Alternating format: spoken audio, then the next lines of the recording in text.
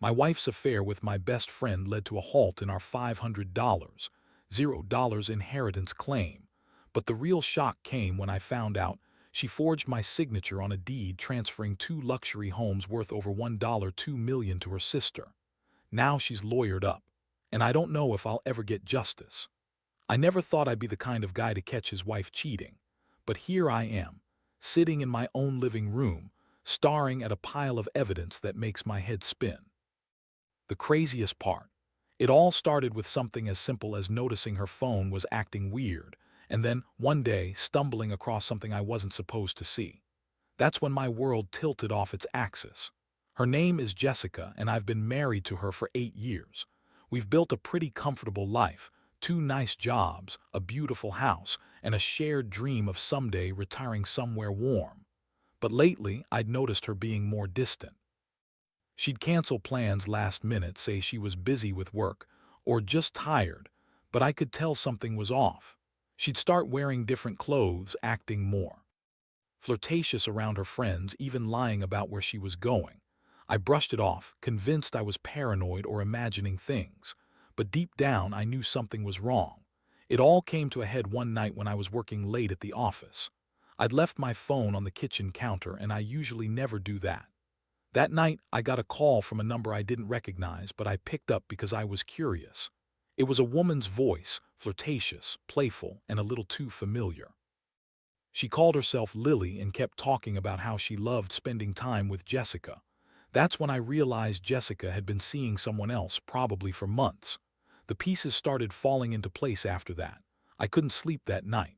I went through her phone the next morning when she was out running errands. There were texts, dirty messages, plans to meet up, pictures of her with this Lily girl. My stomach dropped and I felt like I'd been punched in the gut. I looked at her phone, then at her social media, and everything confirmed it.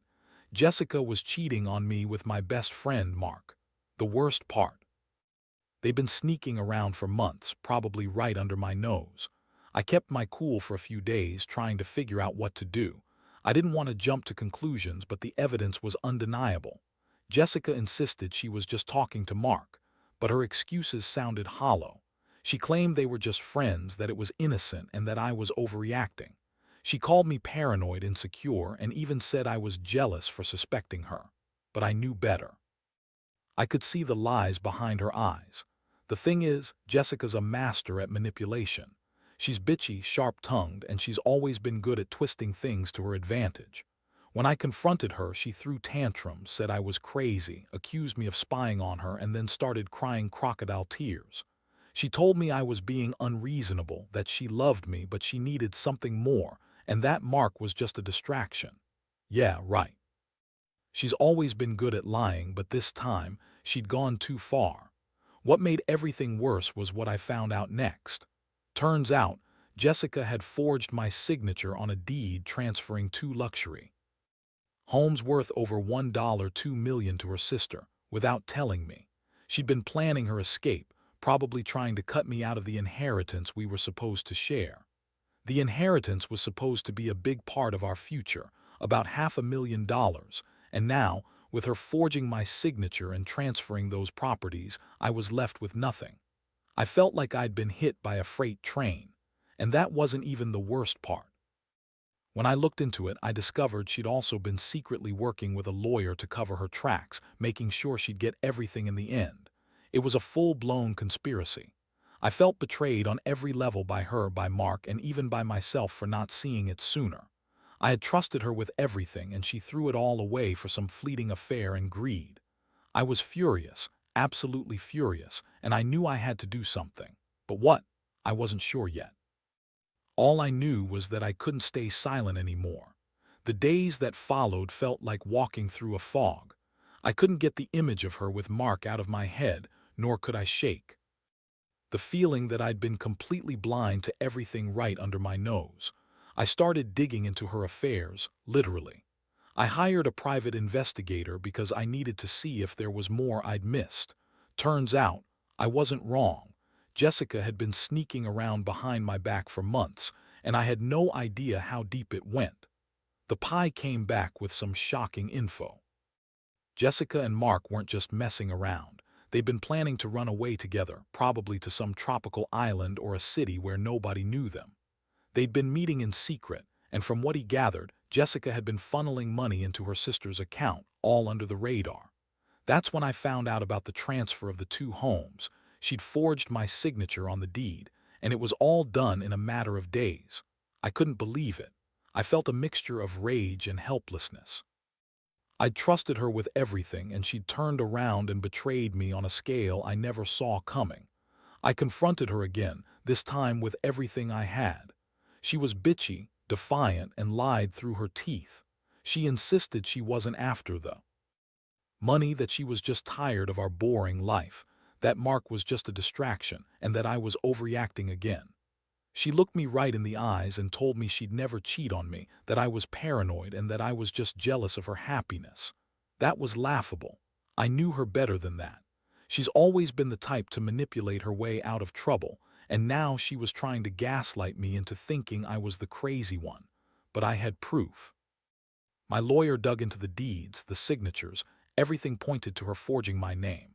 I had the evidence, but Jessica had lawyered up too. She got herself a high-powered attorney who told me I had no case, yet. That's when I realized she was serious about walking away with everything. She'd been planning this for months, maybe longer, while pretending everything was fine. It was a sickening feeling knowing she'd been lying about her fidelity and her intentions for so long. The emotional toll was brutal. I felt betrayed, humiliated, and honestly I started questioning everything about myself. How did I miss the signs? Was I blind to her manipulations? I'd always been the trusting type, maybe too trusting. But now I was furious at her for not just cheating but for stealing from us, for forging my signature, and for trying to leave me with nothing. I was angry at Mark, too, for being her partner in crime, so to speak. I kept asking myself how I'd let it get this far, how I'd been so naive. The only thing I knew for sure was that I couldn't let her get away with it all. That night, I sat alone, staring at the documents and my phone. I felt numb, yet I knew I had to do something. I couldn't let her walk away with everything, her lies, her cheating, and her theft. I realized that revenge was the only thing that would make me feel some sense of justice. I didn't want her to think she could get away with it all, that she could cheat, steal, and manipulate her way out of this mess. I decided I'd fight, no matter what it took. I didn't care about the legal threats or her lawyer's threats. I was going to expose her, take back what was mine, and make her regret she ever crossed me, but I also knew this wasn't going to be easy. She'd gone full speed ahead, forging my signature, transferring properties, and hiding her tracks. I had only part of the story, and I'd need to dig deeper if I wanted to come out on top. I started planning my next move, gathering more evidence, consulting with other lawyers, and preparing for a fight I was ready to win. I'd been betrayed on every level, but I wasn't going to let her walk away with my life's work. Not without a fight. The more I dug into her affairs, the more I realized how deep her betrayal ran. Jessica wasn't just cheating on me. She was actively trying to wipe me out financially. She'd been funneling money into her sister's account for months, probably planning her escape long before I even suspected a thing. The transfer of those two luxury homes, it wasn't an impulsive decision. It was calculated.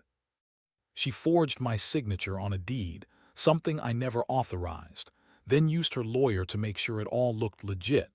I couldn't believe I'd been so blind, trusting her with everything. After I got the initial evidence, I hired a forensic accountant and a private investigator. The accountant uncovered a web of transactions that showed her draining our joint account, redirecting funds, and even laundering money through some shell companies. It was like she was trying to erase all traces of her betrayal, but I had enough to see the pattern. The homes, two of our biggest assets, were the centerpiece of her plan. She'd been talking about moving to another state, starting fresh, and I realized she'd been planning her exit for months. I felt sick every time I thought about her lying to my face, especially when she claimed she was just tired or needed space. The confrontation with her was as ugly as I expected. I sat her down, documents spread out on the table, and told her I knew everything. Her face went pale for a second, then she snapped. "You're overreacting," she spat, her eyes darting around like a cornered animal. "You're just paranoid. Mark and I are just friends. You're crazy for thinking otherwise." She insisted she never forged my signature and that I was jealous and insecure, despite the mountain of proof I had. She even started crying, trying to make me feel guilty, saying she loved me but needed something more in her life. That was the moment I realized how good she was at lying. She could turn a lie into a convincing story in seconds. Her reaction was so full of bullshit that I almost laughed. But I didn't. I was furious. I told her I knew about the homes, about her plans to run away, and about her trying to cut me out of the inheritance. That's when she finally broke down, screaming at me that I was ruining everything, that I was controlling, and that I'd destroyed her life. It was all a game to her, her tears, her accusations, her blame shifting. She'd been spinning a web of lies for so long, and now she was trying to turn it around, make me look like the villain. The worst part, I found out she'd been working with her lawyer to hide her tracks. She hired someone to create fake documents, to make it look like the transfers were legitimate, and had even gone as far as creating fake witnesses to sign off on everything. I was stunned. I'd always thought lawyers were supposed to protect you, but hers was clearly in her corner. She'd done everything possible to cover her tracks, and I knew I had to fight fire with fire. I couldn't let her walk away with millions, with the house, with my future. The emotional toll was brutal. I felt anger, despair, and a kind of numbness I can't even describe. I kept asking myself how I could have been so blind. I'd trusted Jessica with everything, my life, my money, my heart, and she'd turned around and betrayed me in the worst way. I was devastated but also furious. I knew I had to act fast before she completely wiped me out. I started reaching out to lawyers, financial advisors, anyone who could help me take control of the situation. I wasn't going to let her get away with this, not without a fight. The thing is, I also felt a strange sense of clarity. Betrayal like this opens your eyes to what really matters. I realized I'd been putting her above everything, my trust, my money, my happiness, and she'd used that against me. The pain is still fresh, but I know I have to be strong. I can't let her destroy what we built, not without a fight. I've made up my mind. I'm going to expose her, reclaim what's mine, and make damn sure she regrets ever crossing me, no matter how complicated or messy it gets. After I gathered enough evidence and had a clear picture of just how far Jessica had gone, I knew I had to act quickly. The legal side was complicated, and she'd already lawyered up with a high-powered attorney who was doing everything possible to stall, deny, and obfuscate. But I wasn't going to give up. I decided to hire my own legal team, lawyers who specialized in fraud and estate disputes. I needed someone who could fight fire with fire, someone who understood how to unravel her web of lies. The first step was filing a formal complaint with the courts about the forged deed. I had the forensic evidence from the accountant, the bank statements, the forged signatures. Everything pointed to her criminal activity. But Jessica's lawyer was quick to file motions to dismiss, claiming I was trying to sabotage her, even though I had irrefutable proof. I felt like I was hitting a brick wall, but I was determined. I knew that if I didn't push harder, she'd walk away with everything and I'd be left with nothing but heartbreak and anger. Jessica's attitude was infuriating. She kept insisting she was the victim, that I was trying to ruin her life, and that I was jealous of her happiness. She'd lie about everything, including her affair with Mark. She claimed I was paranoid, that she'd never cheated on me, and that I was just trying to control her. But I had texts, photos, witnesses, proof that she'd been lying all along. Still, her lawyer kept spinning stories about privacy, defamation, and unreasonable interference. It was a constant battle, and I felt like I was losing ground every day. Meanwhile, I discovered that Jessica had been trying to liquidate her assets. She'd been talking to real estate agents about selling the second house, trying to get rid of it before I could challenge her legal claims. I knew I had to act fast.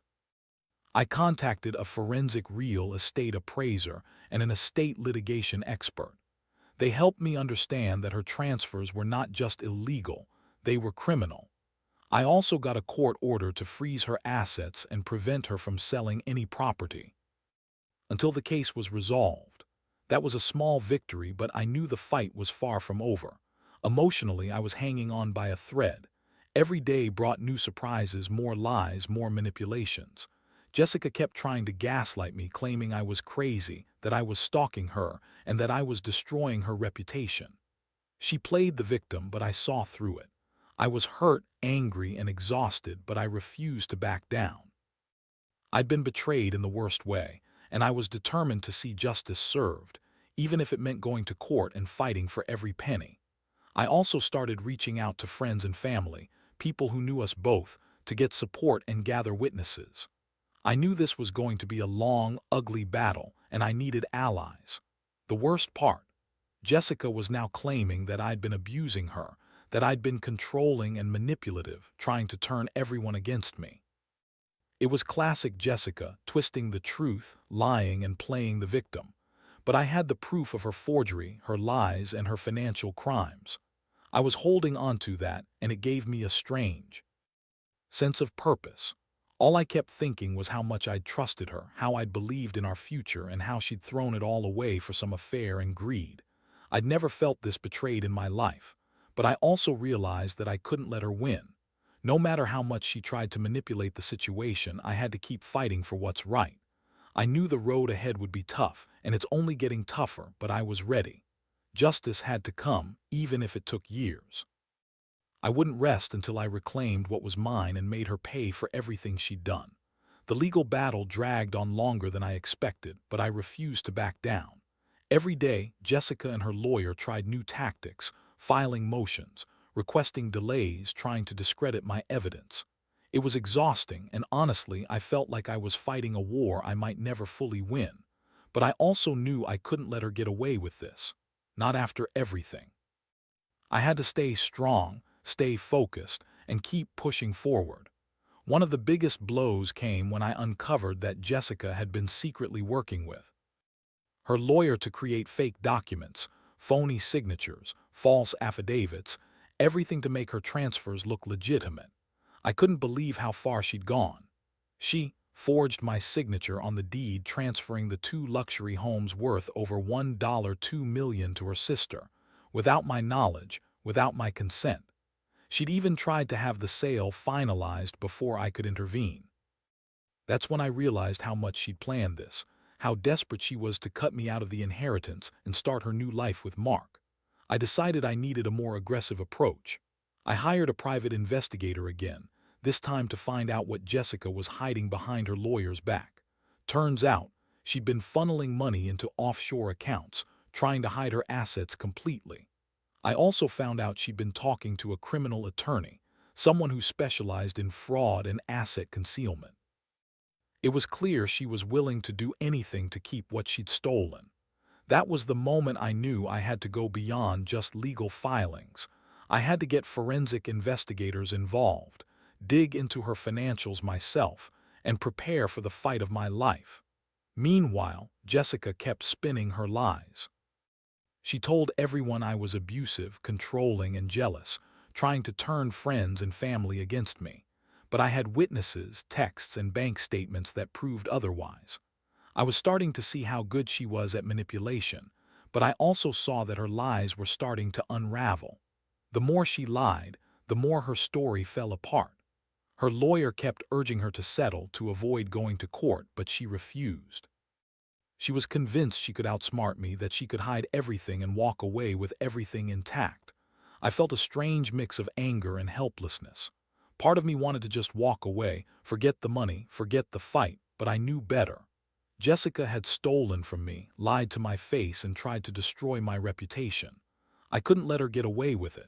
I had worked too hard, trusted her too much, and now I had to fight to get back what was mine. The betrayal cut deep, but it also lit a fire inside me. I was determined to see this through, no matter how long it took. The emotional toll was overwhelming.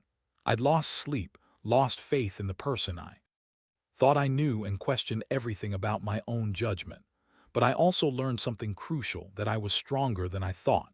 Jessica's lies, her schemes, her manipulations, they all proved how badly she'd betrayed me. Still, I refused to be a victim. I was going to fight for justice, for my rights, and for the future I still believed I could have, even if it meant tearing her world apart. At this point, I knew I couldn't do it alone. I reached out to close friends who had known us both, asking for their support and testimonies. I wanted to show the court that Jessica's behavior wasn't just a one-time mistake. It was a pattern of deception, greed, and betrayal. I had to stand up for myself, for what was rightfully mine. I'd come too far to turn back now. The battle wasn't over, but I was determined to win, even if it took years and every ounce of strength I had left. By the time I reached the final stages of this mess, I'd become a different person, hardened by betrayal, driven by a need for justice I couldn't ignore. The court hearings were grueling. Jessica's lawyer did everything possible to delay, to dismiss, to spin her lies. But I had the evidence, the witness statements, and the forensic reports on my side. The forged signatures, the hidden assets, the transfer of the homes, all of it was undeniable.